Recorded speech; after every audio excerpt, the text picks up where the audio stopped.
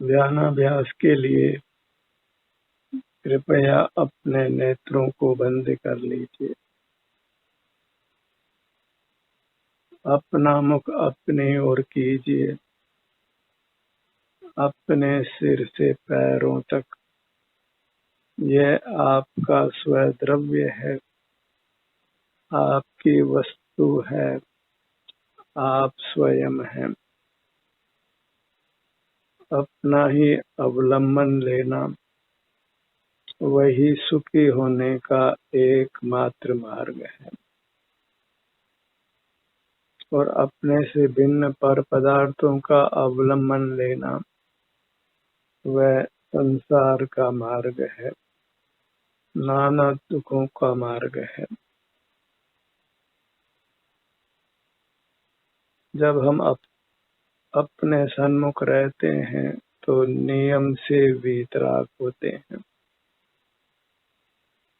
और वीतरागता ही मोक्ष का मार्ग है, सुख का मार्ग है। और जब परावलंबन करते हैं, पर सन्मुख रहते हैं, तो नियम से रागादि दोष उत्पन्न होते हैं, जो आकुलता रूप है, संसार रूप है। वहाँ फिर नाना प्रकार के दुखों की प्राप्ति होती है।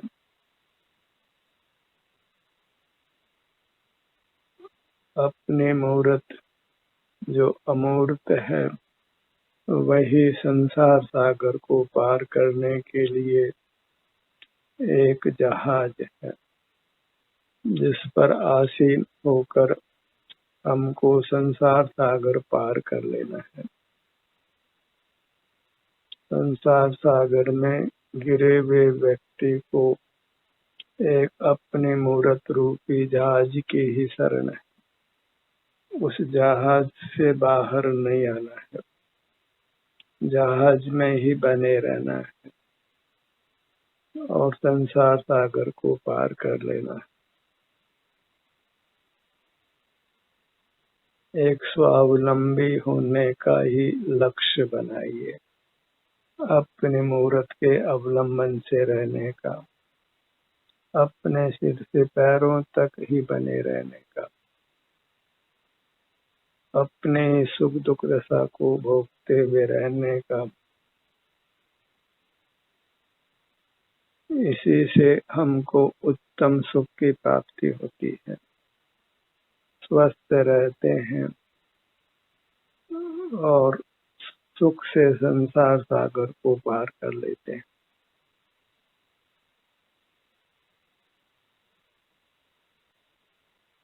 अपने सन्मुख रहने पर बद्ध मूर्त कर्म हमसे पृथक होता है, नूतन कर्मों का प्रवेश नहीं होता।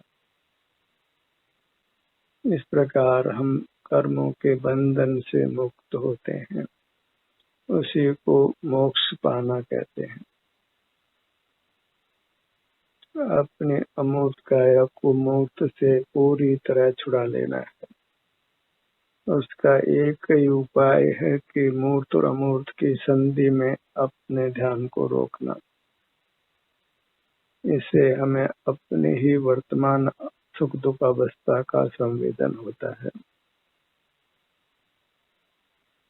जगत हमारे ज्ञान का विषय नहीं बनता है। मोक्ष मार्ग का इतना ही उपदेश है कि पर पदार्थों के ज्ञान से रहित हो जाओ, एक अपने अनुभव रूप रहो, स्वावलंबी रहो। पर का जानना ही परावलंबन है और अपने सुख दुख की अवस्था का अनुभव करना ही स्वावलंबन है। और अपने सुख दुख अवस्था का अनुभव करने के लिए अपने ध्यान को अपने सिर से पैरों तक ही रखिए, यहाँ से विचलित नहीं होना है। अपने स्वरूप से च्युत नहीं होना है, अपने पर ही बने रहना, इसी को सावधानी कहते हैं। अपने स्वरूप की सावधानी अपने अमूर्त शरीर की सावधानी, और यहाँ से च्युत होना वही असावधानी है। सावधानी हटी और दुर्घटना घटी।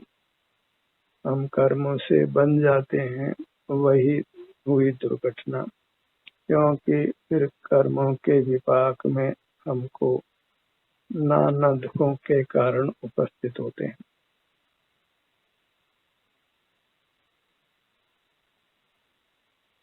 अपने सन्मुख रहिए और अंतर में ही विचरण करिए, अंतर यात्रा ही कीजिए, अपने में ही विहार करिए। इतना संक्षिप्त मोक्ष का मार्ग है। निज में ही नित्य विहार कर, न विहार कर तू पर द्रव्य में।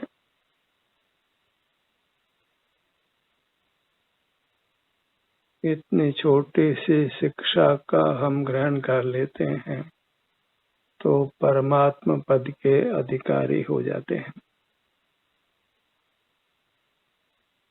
अपना मुख अपनी ओर रखने की रुचि हो जाती है तो समझ लीजिए कि हम संसार सागर से मुक्त हो गए, परमात्मा पद पाने के अधिकारी हो गए।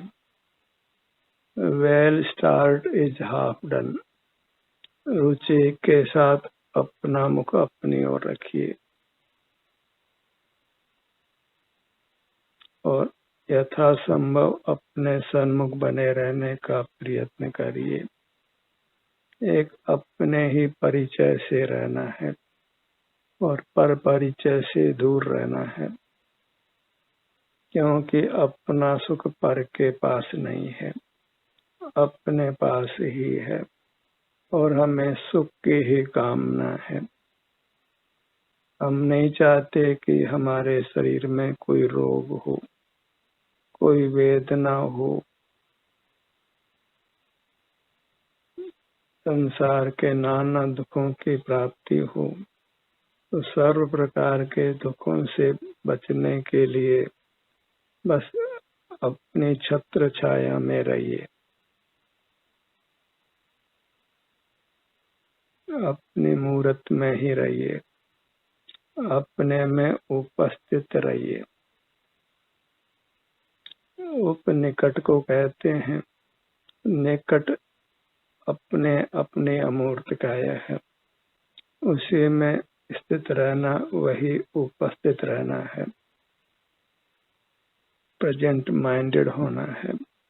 और यदि अपने काया में उपस्थित नहीं है, बहिर्मुख हैं, तो हम अनुपस्थित हैं, एब्सेंट माइंडेड हैं, खो गए हैं।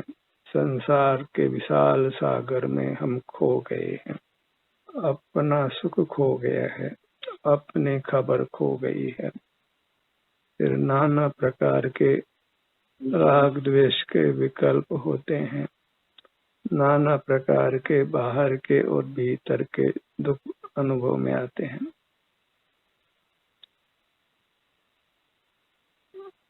अनादि से हमने अनंत दुख भोगा है, क्योंकि वर्तमान सुख दुख की अवस्था ही अनुभव में आती है। भूतकाल में भोगा हुआ सुख दुख अनुभव में नहीं आता है। इसलिए जो बीत गया सो बीत गया, अब अपने अनुभव रूप रहकर सुखी रहना है। प्रति क्षण अपने ही अनुभव रूप रहना है।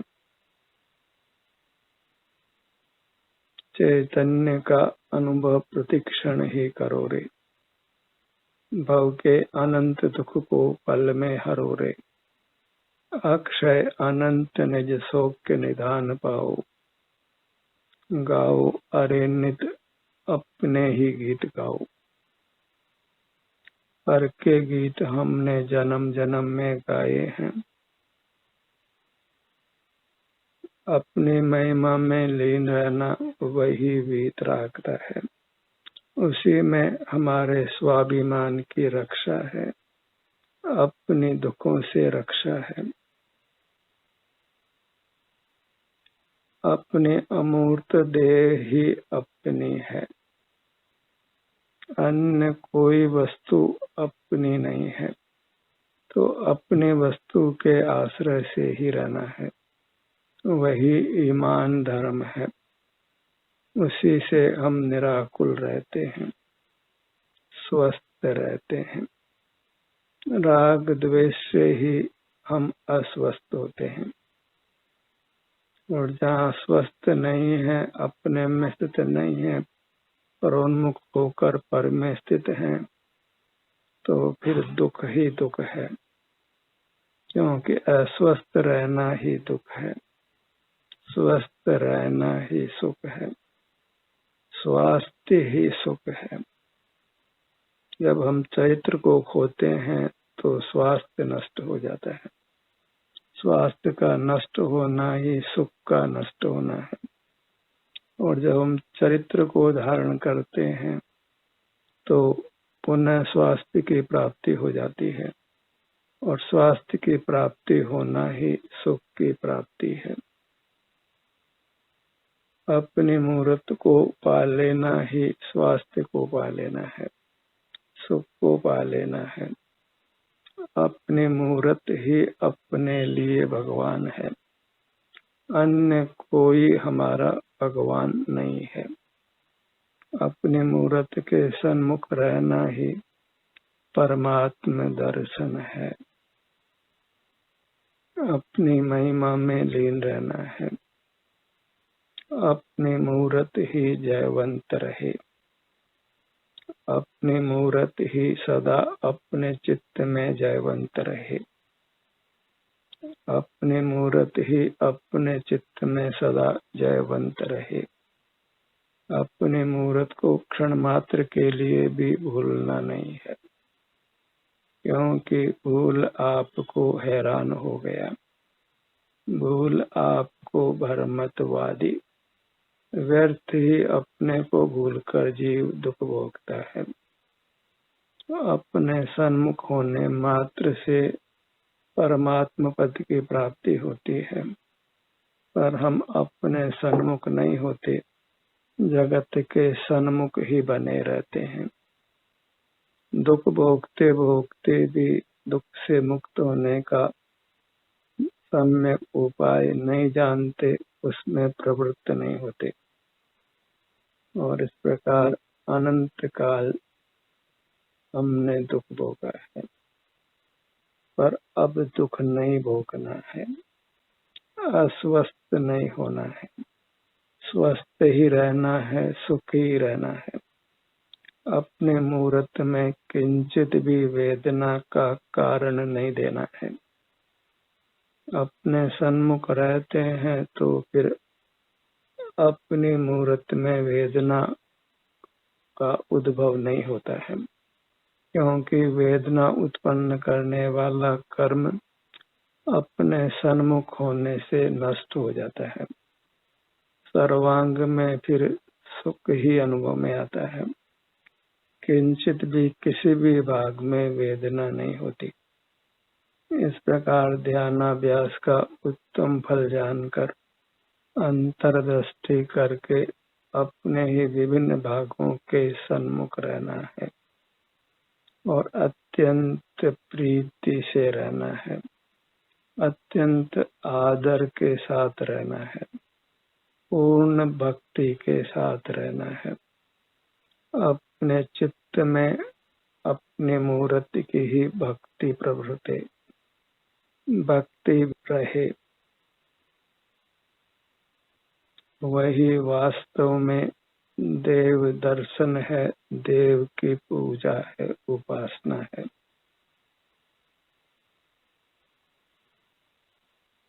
इसी से पापों का नाश होता है और मोक्ष की प्राप्ति होती है। जो सुख अनुपम है और अनंत काल तक ज्यों का त्यों बना रहता है,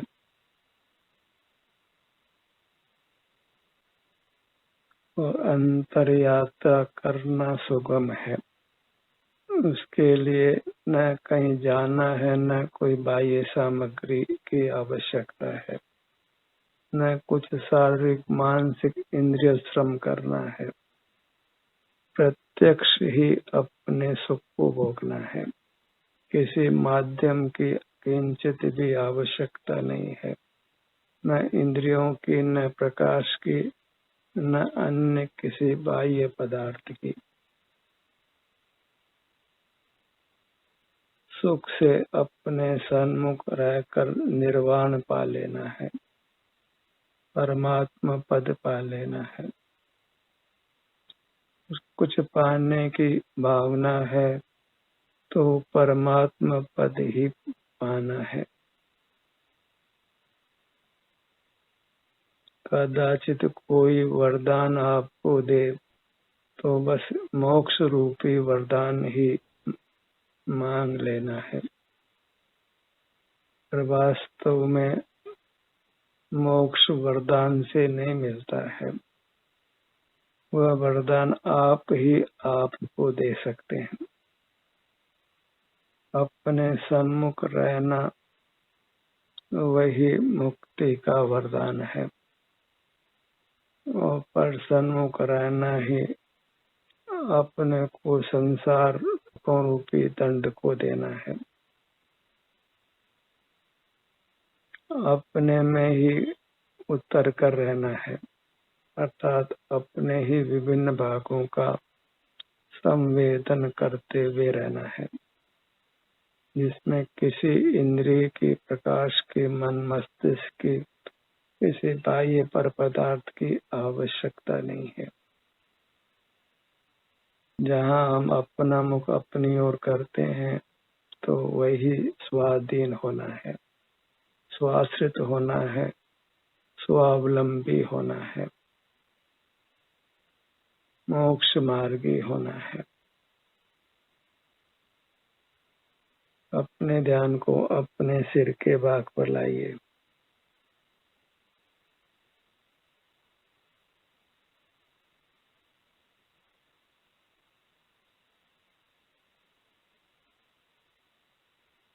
जैसे जैसे आप अपने सन्मुख ठहरेंगे, वैसे वैसे कर्म की निर्जरा होने से आगे आगे आपको अधिक शांति का अनुभव होने वाला है। आगे आगे शरीर में, सर्वांग में उत्तरोत्तर अधिक सुख का अनुभव होने वाला है। इसी से सुख की मनोकामना हमारी पूरी होने वाली है। पूरी तरह हम दुखों से निवृत्त होने वाले हैं। अपने ध्यान को अपने ललाट भाग पर लाइए।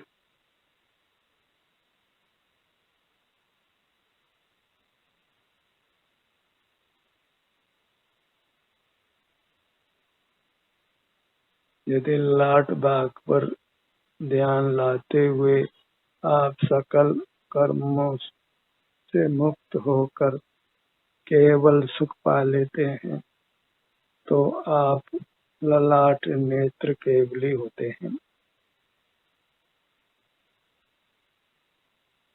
इस प्रकार किसी भी एक भाग के सन्मुख रहते हुए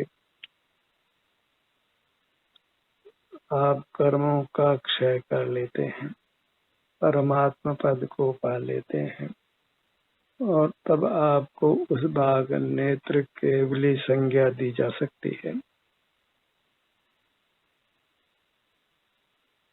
अंतर यात्रा करते हुए कर्म नष्ट होता जाता है और फिर एक समय वह आ जाता है जब आप कर्मों से पूरी तरह रिक्त हो जाते हैं।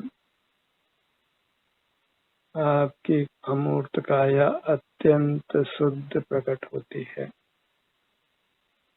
और आप असीम सुख का अनुभव करते हैं, अविनाशी सुख का अनुभव करते हैं, परमात्म संज्ञा को प्राप्त करते हैं। अपने ध्यान को दोनों भवों के मध्य में लाइए।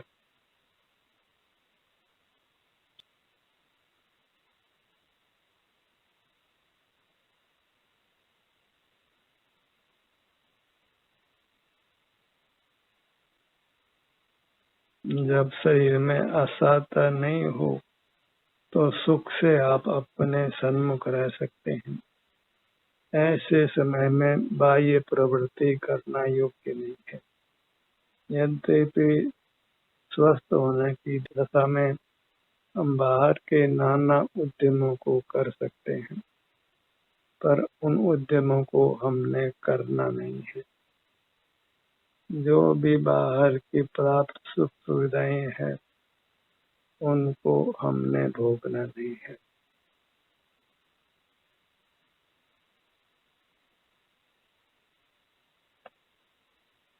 अपने ध्यान को अपने दोनों नेत्रों पर लाइए।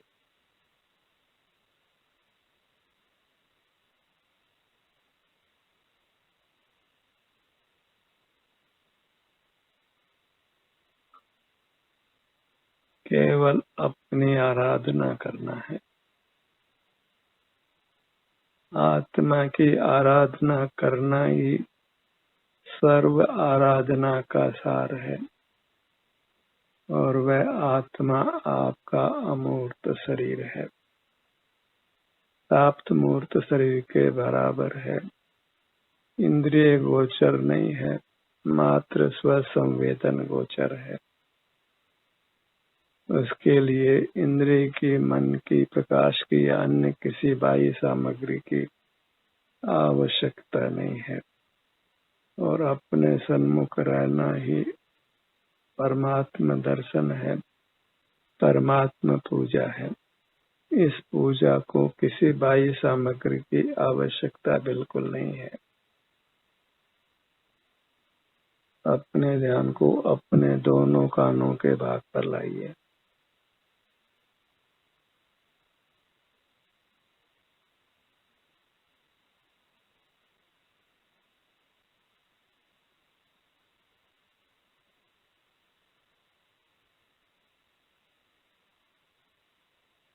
अपने में ठहरने का अभ्यास कीजिए।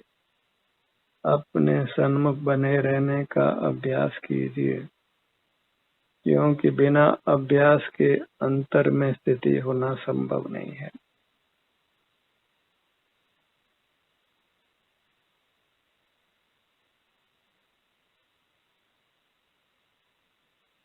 Practice makes one perfect. एक ध्यान की ही प्रैक्टिस करिए जिससे आप पूर्ण दशा को पाते हैं, जो परमात्म दशा है।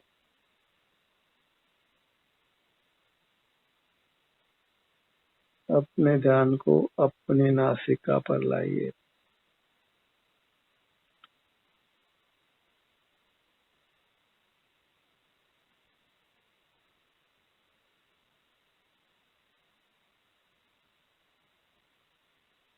इंद्रियां भले ही हों पर इंद्रियों का उपयोग नहीं हो। नेत्र खुले नहीं हों। खुले नेत्र होना ही हमको प्रकट संसारी सिद्ध करता है। मोक्ष मार्ग और मोक्ष के मुद्रा बंद नेत्रों की मुद्रा है। वही इंद्रिय जय है, वही जितेंद्रिय होना है। इंद्रियों को बंद रखने से ही जीव को जैन या जिनेंद्र संज्ञा प्राप्त होती है। अपने ध्यान को अपने दोनों होठों के भाग पर लाइए। आपको अपनी ही प्रेरणा से अंतर्मुख रहना है, क्योंकि अपनी प्रेरणा के समान अन्य कुछ उपदेश नहीं है। आपकी प्रेरणा ही आपके लिए बलवान है। वही यथार्थ में आपका गुरु है।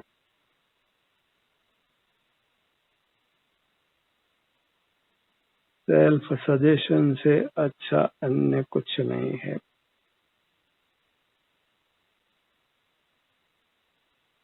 क्योंकि अन्यथा पराधीनता होती है और पराधीनता मोक्ष मार्ग नहीं है। स्वाधीनता ही मोक्ष का मार्ग है। अपने सुझाव से अपने अधीन रहना, अपने सन्मुख रहना, अपने ही आभ्यंतर अमूर्त शरीर के स्वास्थ्य की स्थिति को भोगते हुए रहना।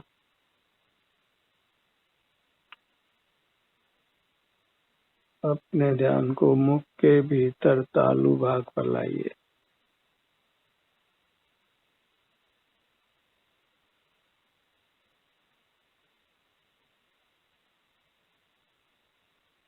अपने ध्यान को अपने हृदय स्थान पर लाइए।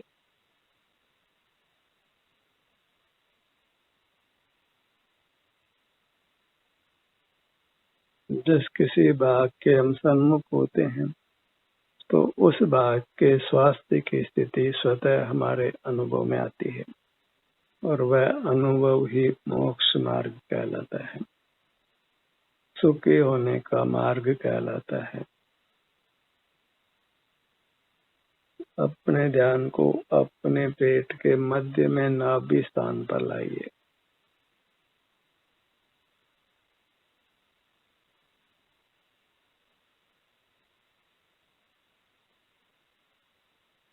पूरे ब्रह्मांड के बराबर हमारी अमूर्त काया है जो कर्म के संबंध से संकोच कर प्राप्त मूर्त शरीर के बराबर है।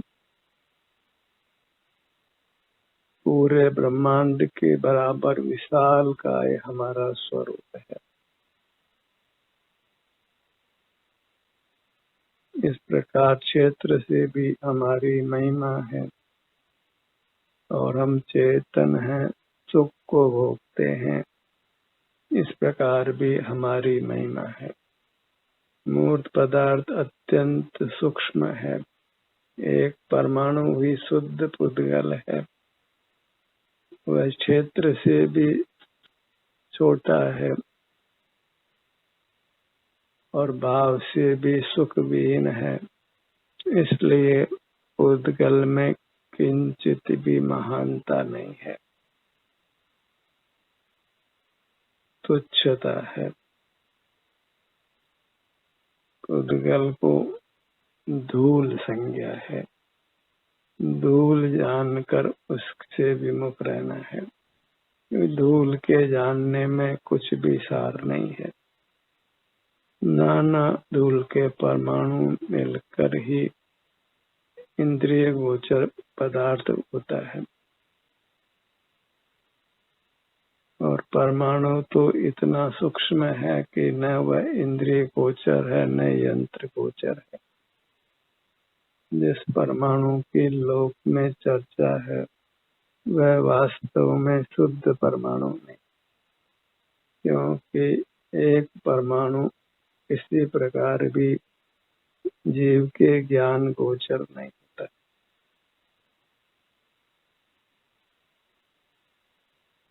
तज पुद्गल ग्रह जीव बस शीघ्र लहो कल्याण।